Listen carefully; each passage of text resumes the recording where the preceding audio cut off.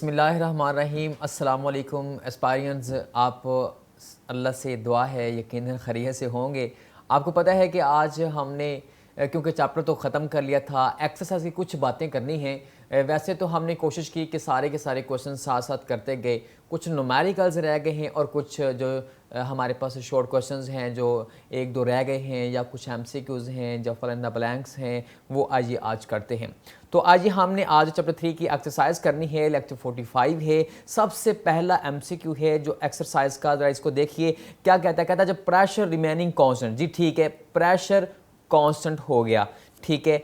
आपको ये समझ आनी चाहिए ये लॉ कौन सा है। ये चार्ल्स लॉ है जब प्रेशर कांस्टेंट होता है। तो हमने पढ़ा था कि चीज़ को गर्म करने से वॉल्यूम फैलता है। ये बात वॉल्यूम और टेम्परेचर डायरेक्टली प्रोपोर्शनल होते हैं, ये चीज़ हमने पढ़ी थी।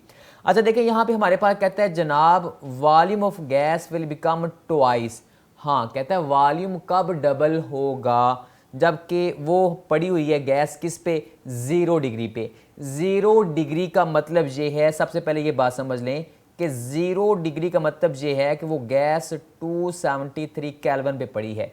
तो इसका मतलब ये है कि अगर यहाँ पे वॉल्यूम है 1, तो इसे मैं डबल कर दूं, मतलब 546 केल्विन कर दूं, तो वो डबल करने पे वॉल्यूम भी क्या हो जाएगा, डबल हो जाएगा। लिहाजा 546 के ये जवाब हुआ। तो आंसर कौन सा हुआ, सी हुआ। आइए दूसरा एमसीक्यू देखते हैं कि हमारे पास number of molecules in 1 decimetre cube of water is close to, 1 decimetre cube है तो उसके अंदर नंबर ऑफ मॉलिक्यूल्स कौन से होंगे। अच्छा देखें हमारे पास नंबर ऑफ मॉलिक्यूल्स कितने होंगे। अगर 1 डेसीमीटर क्यूब का मतलब क्या है, 1 डेसीमीटर क्यूब का मतलब है कि 1000 ग्राम, क्योंकि वाटर की डेंसिटी आपको पता है करीबन इसका 1 लीटर जो है वो 1 किलो के करीब करीब बराबर है।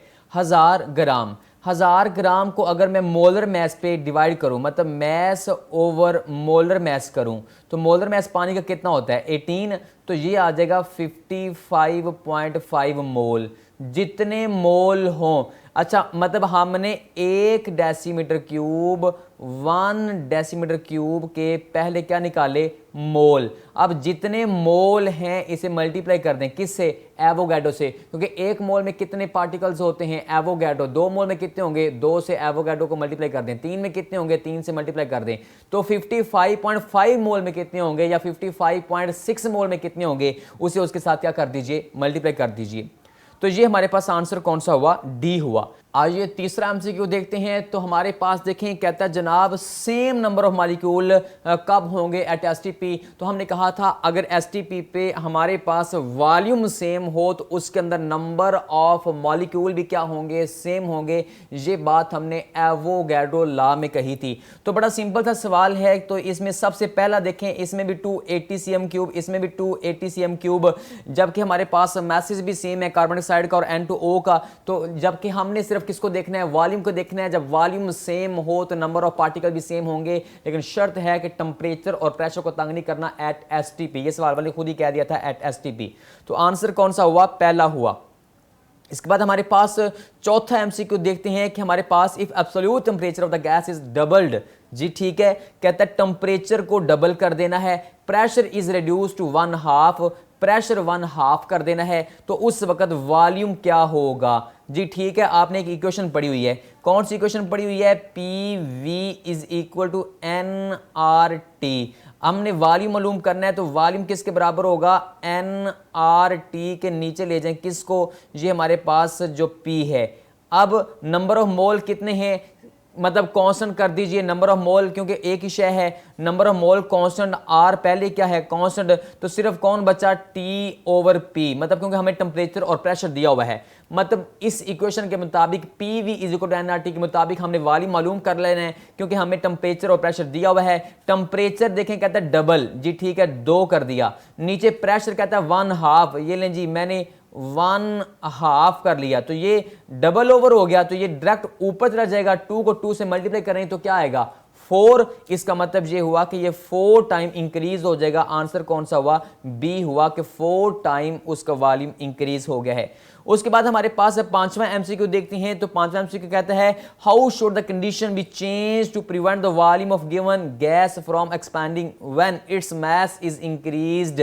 कहता है जब मास बढ़ाया जाएगा, मास बढ़ाया जाएगा मैस बढ़ाना है तो आप क्या करें कि हमारे पास उसके अंदर काम खराब ना हो, वॉल्यूम चेंज ना हो। मतलब आपको ये समझ आनी चाहिए कि मैस बढ़ाने से, नंबर ऑफ मोल बढ़ाने से वॉल्यूम बढ़ेगा।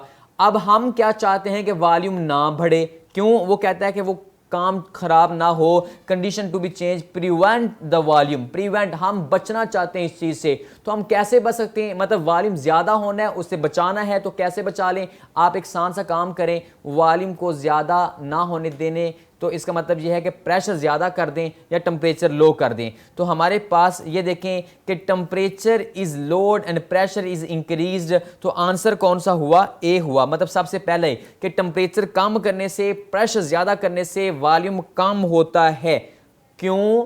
कहता है एक सिलेंडर है, उस सिलेंडर के अंदर आपने क्या किया है? मैस डाला है। अब आप चाहते हैं कि इसमें चेंज ना आए, प्रिवेंट करना चाहते हैं, बचाना चाहते हैं, तो इसका मतलब मैस डालने से वॉल्यूम बढ़ना था, वॉल्यूम बढ़ने से रोकना है, तो वॉल्यूम को कम करना पड़ेगा। वॉल्यूम को कम करने का एक ही तरीका है, या टेम्परेचर कम कर लें या फिर प्रेशर हाई कर लें। ये सादा सा सवाल था। उसके बाद हमारे पास छठा एमसीक्यू देखते हैं। कहता molar volume of carbon dioxide is maximum at, molar volume जो है कार्बन डाइऑक्साइड का वो कब ज्यादा होगा? तो बड़ी सादा सी बात है कि मोलर वॉल्यूम अगर हमने मालूम करना है, ये मैं मालूम करता हूं कि हमारे पास P V is equal to N R T, ये क्वेश्चन हमने पढ़ी। तो वॉल्यूम इज इक्वल टू किसके? एन आर टी ओवर किसके? पी के। तो बड़ी सादा सी बात है कि टेम्परेचर और प्रेशर को देखेंगे, क्योंकि ये भी कांस्टेंट, ये भी कांस्टेंट, मोलर वॉल्यूम है ना, मोल मतलब एक मोल का, तो नंबर ऑफ मोल भी 1 हो गए, मतलब T ओवर P। लिहाजा ये STP की यहाँ पे वैल्यू पुट करेंगे, फिर ये 127 डिग्री और 1 ATM की यहाँ पे वैल्यू पुट करेंगे, फिर ये 0 डिग्री और 2 ATM की यहाँ पे वैल्यू पुट करेंगे। मतलब इसके लिए आंसर निकालेंगे, क्या निकालेंगे? T ओवर P करेंगे, फिर इसके लिए T ओवर P करेंगे, इसके लिए T ओवर P करेंगे, इसके लिए T ओवर P करेंगे। सब का टेम्परेचर भी दिया हुआ है, प्रेशर भी दिया हुआ है, तो हम क्या करेंगे? टेम्परेचर ओवर प्रेशर करने से चेक करेंगे, तो हम देखेंगे कब सबसे ज्यादा वॉल्यूम आया। तो वो जो सबसे ज्यादा वॉल्यूम आएगा वो हमारे पास आएगा 127 डिग्री पे। तो ये आपके पास आंसर हुआ। उसके बाद हमारे पास 7 एमसीक्यू है, order of the rate of diffusion. आपको याद है जितनी हल्की चीज होती है वो उतनी तेजी से भागती है, उसकी स्पीड ज्यादा होती है, डिफ्यूजन ज्यादा होती है। मतलब मैस कम, स्पीड ज्यादा, रेट ऑफ डिफ्यूजन ज्यादा। तो यहां पे हमने वो चीज देखनी है जिसमें सबसे कम मैस, फिर ज्यादा, फिर ज्यादा, फिर ज्यादा। अगर तो ऐसे कोई ऑर्डर है तो वो बात ठीक है। मतलब यहां पे देखें इसका मैस कितना होता है? 17। SO2 का आपको पता है कितना होता है? सल्फर का 32 और आगे भी 32, मतलब 64। इसी तरीके से मतलब सबका आप मैस निकाल दीजिए। अगर सबका मैस निकालेंगे तो हमारे पास सबके मैसेज के बाद आप चेक करें कि इसका मैस 17, इसका मैस 44, मतलब 17 44। इसका देखें कितना बना, अभी अभी चेक किया था 64, और यहां पे हमारे पास क्लोरीन का बना, एक क्लोरीन का कितना होता है? 35.5। तो यहां पे कितना बना? ये हमारे पास 71 बना। तो ये बिल्कुल कम, फिर ज्यादा, फिर ज्यादा, फिर ज्यादा। मतलब ये बी वाला आंसर ज्यादा है। क्यों? मैस एक तरतीब के साथ इंक्रीज हो रहा है। मतलब जितना मैस कम उतनी स्पीड ज्यादा। तो ये अमोनिया की स्पीड सबसे ज्यादा। ये देखें इसके साथ लिखा अमोनिया, ये ग्रेटर, फिर ये ग्रेटर, फिर ये ग्रेटर, फिर ये ग्रेटर। मतलब पहले की स्पीड ज्यादा, फिर ज्यादा, फिर ज्यादा, फिर इस तरह जितना मैस ज्यादा करते जाएंगे उतनी स्पीड कम होती जाएगी। आंसर कौन सा हुआ? बी हुआ। उसके बाद हमारे पास 8 एमसीक्यू देखते हैं। कहता है equal masses of methane and oxygen. जी ठीक है, ये मैंने लिख लिया ऑक्सीजन, ये मैंने लिख लिया मीथेन। कहता है उनके इक्वल मासेस हैं। जी ठीक है, O2 का फर्ज करें 32 मास है, तो इसका भी 32 है। अब इसका मतलब ये हुआ O2 का 32 मास का मतलब हुआ कि 1 मोल।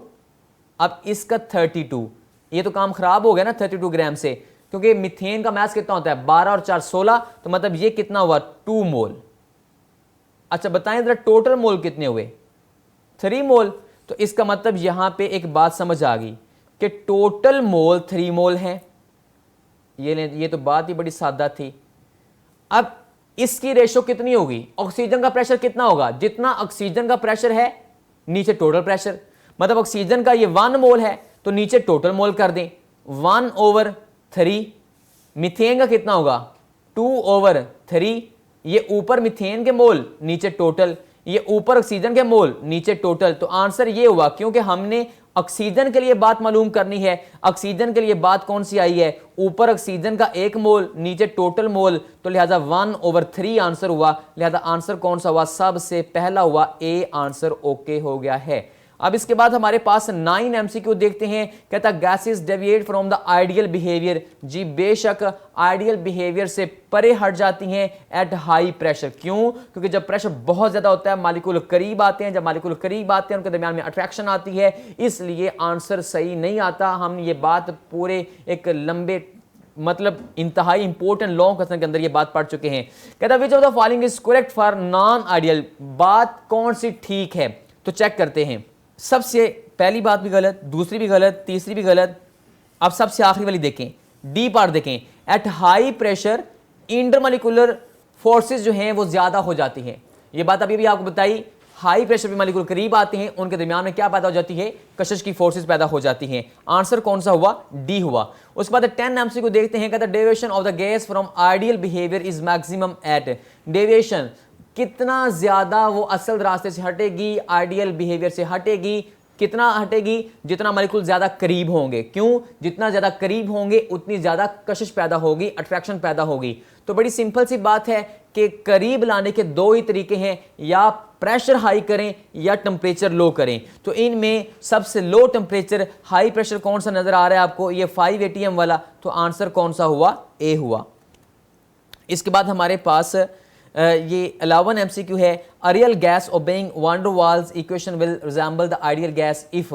हाँ, रियल गैस भी आइडियल गैस बन जाएगी कब, जब अट्रैक्शन भी ना हो और वो जो अफेक्ट करने वाला वॉल्यूम था, याद आया, एक्सक्लूडेड वॉल्यूम, इफेक्टिव वॉल्यूम, वो भी ना हो, वो तंग करने वाला वॉल्यूम भी नहीं, कशिश भी नहीं, तो गैस क्या बन जाएगी, आइडियल बन जाएगी। तो वो याद करें, इसका मतलब ए और बी की वैल्यू स्मॉल होगी तो गैस आइडियल बनने की कोशिश करेगी। आंसर कौन सा हुआ, बी हुआ। इसके बाद हमारे पास फिल इन द ब्लैंक्स कुछ देखते हैं। ये भी एक्सरसाइज का कुछ पार्ट होता है, बेशक पेपर में नहीं आता, लेकिन आपको चाहिए कि हर तरह के कंसेप्ट के ऊपर गिरफ्त हो। तो जरा सबसे पहली बात देखें, कहता है product PV has the SI unit. बड़ी सिंपल सी बात है, एसआई यूनिट, तो एसआई यूनिट निकालते हैं प्रेशर के, जी न्यूटन मीटर पर स्क्वायर। वॉल्यूम के क्या बने, मीटर क्यूब, तो आंसर क्या हुआ, न्यूटन मीटर। मतलब ये देखें ना, ये क्यूब है, ये -2 है, तो आंसर कौन सा हुआ, न्यूटन मीटर। ये लें जी, सबसे पहला आंसर हो गया न्यूटन मीटर। दूसरा देखते हैं, 8 gram of O2 and H2। अब 8 ग्राम दोनों का लिया है, मास सेम हो गया, टेम्परेचर दोनों के लिए 27 डिग्री है। कहता है काइनेटिक एनर्जी की रेशो क्या होगी। टेम्परेचर तो सेम है, मासेस के हिसाब से उनके मॉलिक्यूल्स होंगे, तो उसी हिसाब से हम चेक कर लेते हैं। आपको पता है O2 का मास कितना होता है, 1 मोल का 32। हाइड्रोजन का कितना होता है, 2। तो जरा चेक करें फर्क कितना है। इसके नीचे भी 2 रखें, इसके नीचे भी हमारे पास 2 रखें, तो आंसर कितना आया, 16। इसका आंसर कितना आया, 1। तो लिहाजा हमने बात करनी है ऑक्सीजन टू हाइड्रोजन के हिसाब से। तो हाइड्रोजन क्योंकि 16 गुना हल्की है, इसलिए आंसर कौन सा हुआ, 1:16 का आंसर हुआ। तो मतलब आपके सामने रेशो निकाली है, दोनों की रेशो निकाले, मैसेज में जितना फर्क है उस हिसाब से रेशो आ गई। Smell of the cooking gas during the leakage of the gas.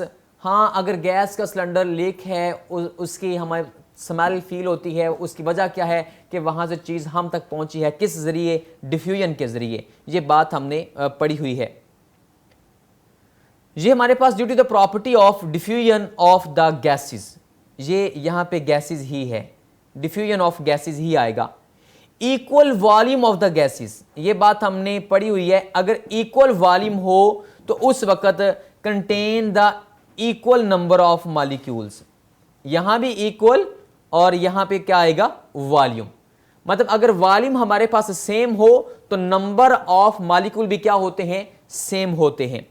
उसके बाद 5वीं जो हमारे पास फिल इन द ब्लैंक है उसको देखिए जरा। कहता है temperature above which a substance exist only. हाँ, गैस है, एक ऐसा टेम्परेचर जिससे ऊपर वो शायद गैस हो जाती है, अगर टेम्परेचर कम करेंगे, इससे नीचे करेंगे तो वो क्या बन जाएगी, लिक्विड। वो टेम्परेचर जिसके ऊपर शायद गैस है, नीचे लिक्विड है, उस टेम्परेचर को क्या बोलते थे, क्रिटिकल टेम्परेचर। तो यहां पे आंसर कौन सा हुआ, टी सी, क्रिटिकल टेम्परेचर। ये छोटे से हमारे पास ट्रू और फॉल भी चीज देख लेते हैं कि कौन सी बात गलत है, कौन सी बात सही है। सबसे पहली बात जरा देखें, kinetic energy of the molecule of gas is 0 at 0 degree. गलत बोलता है, 0 डिग्री भी टेम्परेचर हो तो उसके अंदर हल्की सी वाइब्रेशनल मोशन होती है। हमने कहा था ना ये बात, एब्सोल्यूट जीरो के अंदर भी बात बताई थी, एक और जगह भी आपको बात बताई थी कि कभी भी हमारे पास, जब मैंने पढ़ाया था काइनेटिक इंटरप्रिटेशन ऑफ टेम्परेचर, वजाहत फरमाई थी, किस चीज की फरमाई थी भला, कि हमने कहा था कि जितना मर्जी टेम्परेचर लो कर लें, मोशन सीज नहीं हो सकती वो, क्योंकि एब्सोल्यूट जीरो पे हो सकती है और एब्सोल्यूट जीरो को हम कभी हासिल ही नहीं कर सकते। लिहाजा ये बात गलत है कि मोशन कभी खत्म नहीं हो सकती। उसके बाद हमारे पास, a gas in a close container will exert the much higher pressure at the bottom due to gravity. गलत बात, ग्रेविटी का गैस के ऊपर कोई इफेक्ट नहीं होता, ये गलत बात। Real gases show ideal gas behaviour at low pressure. हाँ बिल्कुल, प्रेशर कम हो तो मॉलिक्यूल दूर दूर तो आइडियल ही होंगे। या हाई टेम्परेचर, हाई टेम्परेचर का मतलब भी गर्म करने से चीज फैलती है, मतलब मॉलिक्यूल किधर हैं, दूर दूर हैं, ये बात ठीक है। चौथी बात, liquefaction of the gases involve decrease in intermolecular spaces. Liquefaction, liquefy करना, लिक्विड बनाना, गैस को लिक्विड बनाने का मतलब क्या है, मॉलिक्यूल करीब आ रहे हैं, मॉलिक्यूल करीब आ रहे हैं, मॉलिक्यूल करीब आने का मतलब क्या है, एक मॉलिक्यूल और दूसरे मॉलिक्यूल के दरमियान में जो जगह है वो कम हो रही है, लिहाजा इंटरमॉलिक्यूलर स्पेस डिक्रीज हो रही है, ये बात ठीक है। आखिरी बात, an ideal gas on expansion, ideal gas के लिए जूल थॉम्सन इफेक्ट गलत बोल रहा है, बुरी बात कर रहा है, ये बात गलत है। उसके बाद हमारे पास ये एक पांचवा सवाल, छोटा सा ये शॉर्ट क्वेश्चन भी करवाता चलूँ जाते हुए, कि कहता है जनाब हमारे पास ये वॉल्यूम है, इतना टेम्परेचर है, ये लें जी हमारे पास वॉल्यूम दिया है, टेम्परेचर दिया है, then cool to a constant pressure until it occupy the 100 millilitre. मतलब V1 भी दिया हुआ था, अब V2 भी दिया हुआ है और टेम्परेचर T1 दिया हुआ है। कहता है what is the new temperature, हमने नया टेम्परेचर कौन सा है, T2 हमने फाइंड करना है। ये तो बड़ी सीधी बात है 40 लाख के मुताबिक, क्योंकि प्रेशर सेम है, प्रेशर सेम है ना, प्रेशर उसने चेंज नहीं किया, तो बात बड़ी सीधी है। V1 over T1 is equal to किसके, V2 ओवर T2, सबकी वैल्यू पुट करें, आंसर आ जाएगा। ये तो मुश्किल ही नहीं था। तो ये हमारा आज का आखिरी शॉर्ट क्वेश्चन था और इसके साथ आप अपना ख्याल रखिए। इंशाल्लाह दोबारा मुलाकात होगी। इंशाल्लाह अगले लेक्चर के अंदर हम सारे के सारे लॉन्ग क्वेश्चंस न्यूमेरिकल्स करेंगे। तब तक आप अपना ख्याल रखिए। फ़ी अमानिल्लाह, अल्लाह हाफिज़।